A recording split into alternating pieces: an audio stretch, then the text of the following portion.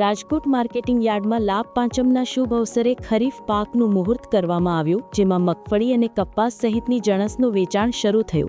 મુહૂર્તની હરાજીમાં ખેડૂતોને મગફળીના માત્ર 1152 રૂપિયા મળ્યા, જે રાજ્ય સરકાર દ્વારા જાહેર કરાયેલા ટેકાના ભાવ 1452 રૂપિયા કરતાં 300 થી 400 રૂપિયા ઓછા છે. આ નીચા ભાવે ખેડૂતોને મગફળી વેચવાની ફરજ પડી રહી છે, જેના કારણે ખેડૂતોમાં નિરાશા જોવા મળી હતી. અને અમે આજે યાર્ડમાં મગફળી લઈને આવ્યા છીએ. તો અમારા ચેરમેન શ્રી જયેશભાઈ બોગરાએ ટોકન દરે મગફળી ઉતારવાની સુપર વ્યવસ્થા કરેલી છે. એપીએમસીમાં કોઈ પણ જાતની એક પણ બાચકું જણસીની બારે ઉતારેલ નથી અને ટોટલ વ્યવસ્થા કરી આપેલી છે. અને આમ તો ખાસ તો હવામાન શાસ્ત્રીનો આભાર કે તેમને અગાઉના સંકેત મુજબ વરસાદની આગાહી આપી હતી, એટલે અમે ખેતરમાં પણ રાત દિવસ કામ કરી અને અમારી દિવાળી તો આમ તો ખેતરના ધૂળમાં જ જતી હોય ખેડૂતોને, અને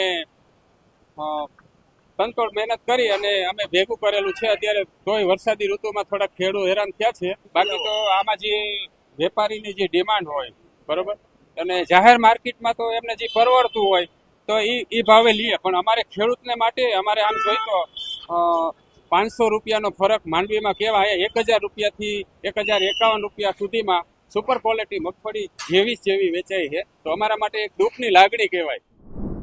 રાજકોટ માર્કેટિંગ યાર્ડના ચેરમેનનું કહેવું છે કે ટૂંક સમયમાં સરકાર ટેકાના ભાવે મગફળીની ખરીદી શરૂ કરશે, જે ખેડૂતો માટે રાહતના સમાચાર હોઈ શકે. હાલમાં ખેડૂતોને સરેરાશ 900 થી 1150 રૂપિયા જ મળી રહ્યા છે, જે ટેકાના ભાવથી ઘણા ઓછા છે. આ સ્થિતિમાં ખેડૂતો સરકારી ખરીદીની રાહ જોઈ રહ્યા છે, જેથી તેમને યોગ્ય ભાવ મળી શકે. સૌરાષ્ટ્રના અન્ય યાર્ડોમાં પણ મગફળીની આવકો વધી રહી છે, પરંતુ નીચા ભાવને કારણે ખેડૂતોની આર્થિક સ્થિતિ પર અસર પડી રહી છે. ખેડૂતોની માંગ છે કે સરકાર તાત્કાલિક ખરીદી શરૂ કરે અને તેમને ન્યાય આપે.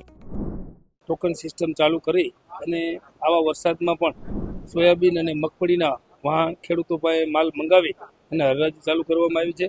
આજે હરાજીમાં 1100 થી 1200 રૂપિયા સુધીના સોદાના ભાવ પડ્યા છે મુહૂર્તમાં, અને આવનારા સમયમાં ટેકાની ખરીદી ચાલુ થશે એટલે આ ભાવ એકંદરે ધીમે ધીમે જેમ બજારમાં ડિમાન્ડ વધશે એમ વધવાની પૂરી અપેક્ષા છે.